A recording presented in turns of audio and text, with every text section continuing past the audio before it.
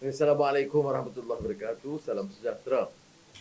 Um, Seperti mana kita tahu, pemukiman menteri ini kali kedua, tetapi formatnya itu berbeza. Pertama, kita tidak minta menteri-menteri atau pandangan kerajaan disampaikan, tetapi kita dapatkan input dari sektor swasta, ilmuwan, penyelidik, majoriti orang Malaysia, tetapi juga satu dua pakar-pakar tegak antarabangsa. Tapi apa yang tertera ialah bahawa ramai penyelidik di luar yang memberikan sumbangan yang sangat bermutu. Dalam pengantarnya, saya dan rakan-rakan TPM dan KSN khususnya telah memberikan satu senario bahawa pemukiman ini mengambil sikap sangat terbuka, sedia mendengar pandangan, teguran, kritikan, cadangan baru. Bukan untuk mempertahankan program dan polisi yang ada, tetapi sedia membuat penilaian, menerima kenyataan bahawa ada ruang untuk memperbaiki.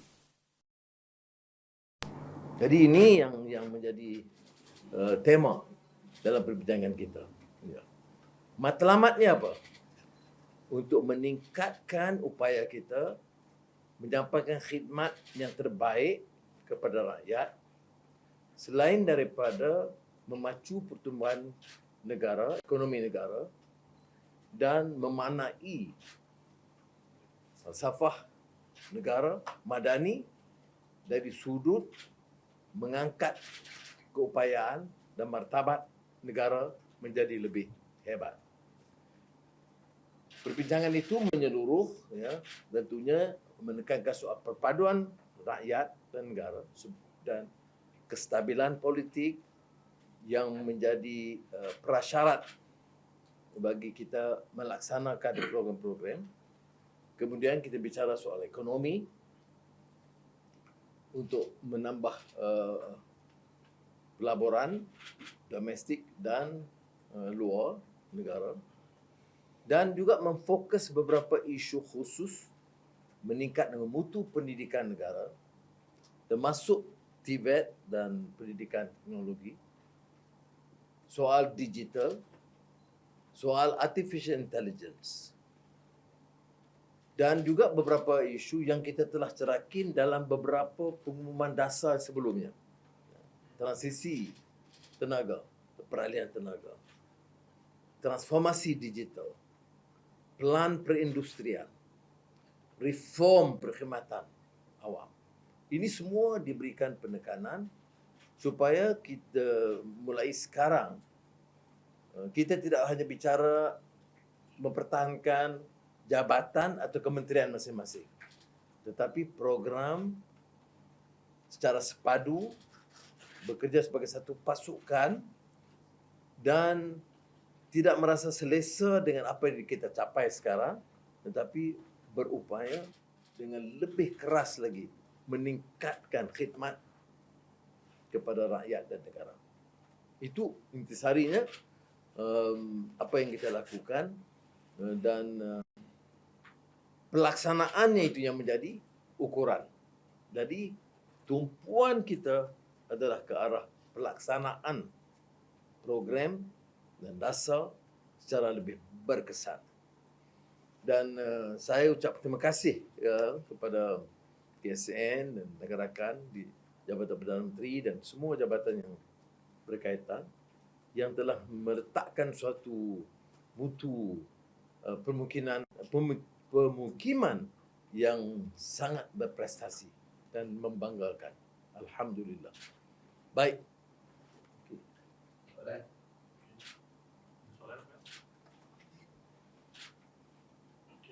Baik, cukup.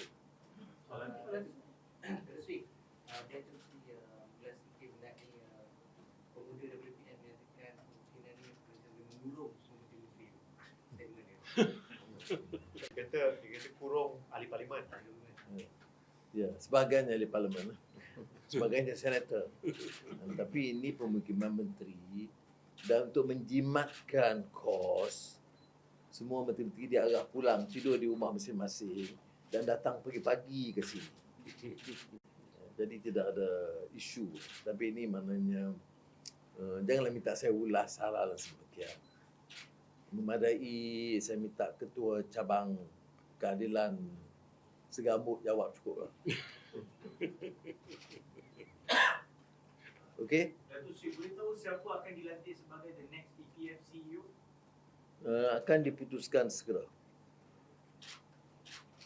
Dia kerana proses harus dia hormati lah itu. Ada calon dikemukakan oleh tim yang memilih dengan kepakaran masing-masing. Ya. Ada calon yang sudah ditelah pastikan, Datuk Sri? Ya. Ada calon yang sudah ditelah pastikan? Ada yang dikemukakan tapi akan diumumkan pada ketika dan memang disegerakan. Tetapi seperti biasa dalam semua pelantikan kita, kita lalui tapisan. Tapisan SPRM, Lembaga Hasil Dalam Negeri, Bank Negara, PDRM. Dan itu kadang-kadang mengambil masa beberapa minggu. Baik. Datuk Sri, semalam SPAN mengumumkan kenaikan tarif air. So, maybe Datuk Sri want to comment on that? Sudah dijelaskan oleh semua pihak bahawa semua negeri meminta kita naikkan dalam mesyuarat dengan Menteri Besar, Ketua Menteri, dan ada negeri yang tidak naikkan selama 40 tahun lebih.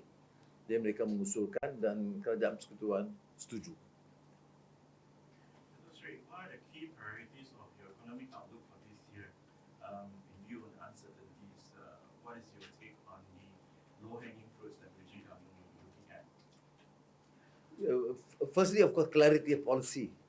I mean, political stability, followed by clarity of policies. And we have enunciated some of these programs. And then, again, to ask the MITI Minister to effectively coordinate, simplify the process, and then MIDA to undertake measures. This has been the most common complaint by potential investors in most of my meetings from China to the United States, and this can be resolved. And from the interest and commitment, I've seen very, very positive results. I'm not too particularly concerned or worried about the capacity and preparedness of potential investors coming in. And that should be the priority. But of course, related to that, of course, training, upskilling, and of course, some major changes, which includes, of course, TVET and related agencies. And we have asked Petronas GLCs to be more aggressive in terms of harnessing the potential and also anticipating the requirements, both in terms of human resources and also the infrastructure. Okay? Okay, lagi? Yeah, of course. By simplifying, by mentioning the MITI, MIDA, is of course making sure that the approval through a fast track process instead of the normal 28 agencies approval, will take sometimes years or if not 6, 7, 8 months. Project implementation and the budget. Yeah. Yeah. Similarly, one of the issues that we raised, which is of course highlighted by the Chief Secretary, is also to ensure that projects announced during the budget should not wait for like the normal process of the first quarter. I mean, should start now, which means since we have achieved a record achievement in the 2023 assessment of projects implemented, I think for 2024 we want this to be implemented fast, which means they can proceed now without having to wait the first quarter of, because these projects funds have been disbursed for the first time, I think, in the history of the Treasury disbursing they have disbursed funds to the various ministries in January. Okay, thank you very much. Okay. Last. Adakah Datuk kekal dengan pendirian tidak ambil gaji? Sekarang belum lah, kalau you cadang nak suruh kaji semula saya mungkin timbang. Seriously, setakat ini saya umumkan saya tidak ambil gaji dan potongan 20% bagi yang lain selagi ekonomi tidak pulih sepenuhnya. Dan hari ini baru ada perubahan tetapi belum pulih. Jadi kalau wartawan nak belanja saya sedia terima. Okey, terima kasih. Okay, terima kasih.